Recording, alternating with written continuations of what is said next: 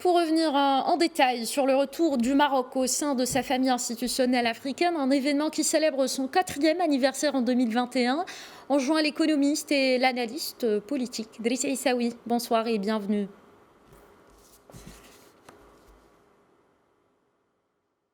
Merci, bonsoir. Alors, le retour du Royaume au sein de sa famille institutionnelle africaine a constitué un événement majeur dans l'histoire récente de tout le continent africain. Cela fait 4 ans maintenant. D'abord, quel bilan peut-on établir, Driss Aissaoui?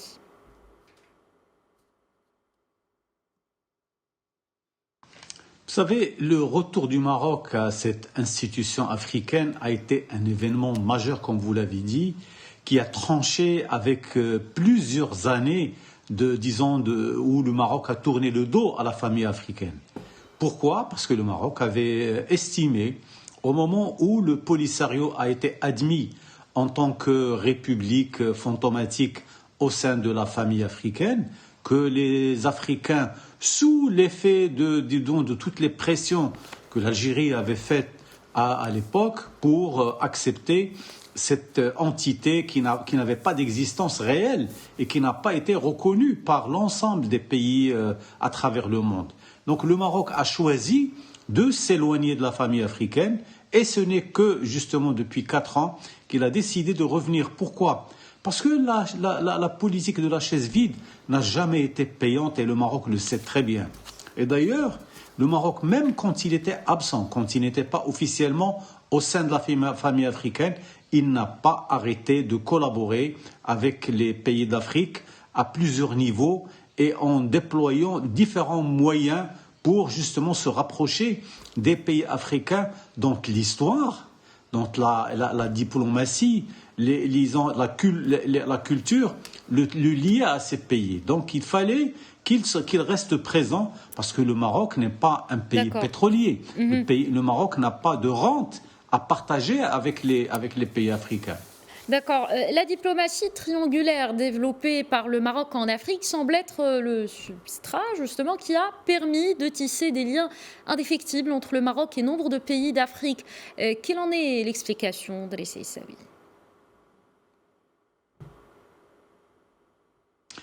Vous savez, la coopération triangulaire est une forme extraordinaire de coopération sud-sud. C'est-à-dire qu'on prend un pays du Sud qui a une relation avec une organisation internationale et qui prend un projet ou quelque chose de concret, il va aller le porter aux pays amis au niveau de l'Afrique. Et ce travail, sur plusieurs années, a été porteur de résultats.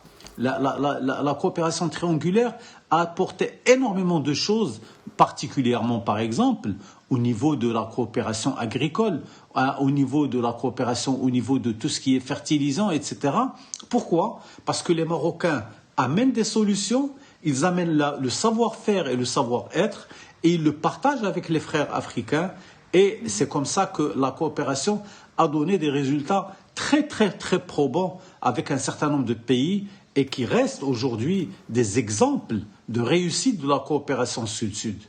D'accord. Alors, vous avez parlé, Driss Aissaoui, de cette expertise que le Maroc exporte vers les pays africains. Justement, ce partenariat Maroc-Afrique a pris de l'ampleur avec l'implication de plusieurs acteurs marocains, téléphonie mobile, banques, assurances, BTP, phosphate et bien d'autres. Comment ces acteurs ont contribué au renforcement de ce partenariat spécial entre le Maroc et ses frères africains?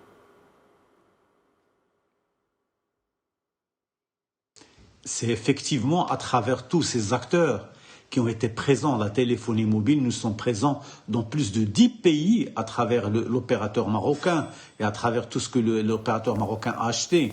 Et nous sommes présents en ce qui concerne le phosphate, par exemple, avec beaucoup de pays africains. Nous sommes présents dans le domaine du bâtiment et de la construction. C'est-à-dire à travers beaucoup d'entreprises privées. L'assurance, on a été véritablement dans des positions oligopolistiques au niveau de l'Afrique en matière d'assurance. Mais le Maroc a toujours respecté les Africains, il a toujours respecté les populations locales, il a même, c'est-à-dire même les politiques de ressources humaines ont été réfléchies en fonction de la sociologie des pays dans lesquels les entreprises sont implantées. Donc tout cela a fait que le Maroc a pu effectivement développer un partenariat de grande intelligence avec les pays africains, parce que les pays africains, il ne faut pas l'oublier, c'est des pays qui n'aiment pas être traités d'en haut de manière verticale.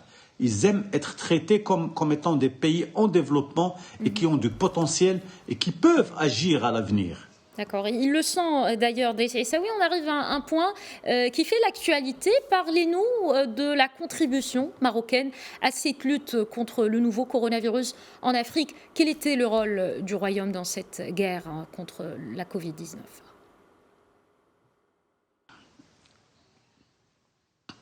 Vous savez, le Maroc a été hissé d'abord à travers le roi Mohamed VI, qui est le chef suprême de toutes les forces, a été très présent.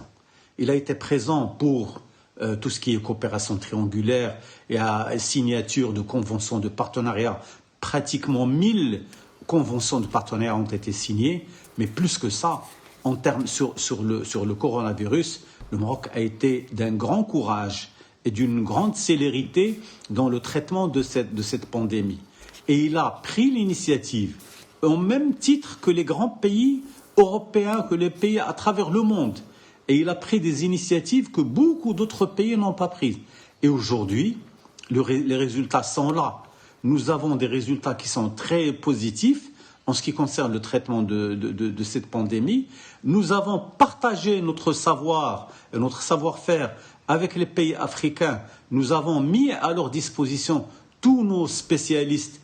Et aujourd'hui, nous avons une très très bonne connaissance des maladies, disons des maladies africaines.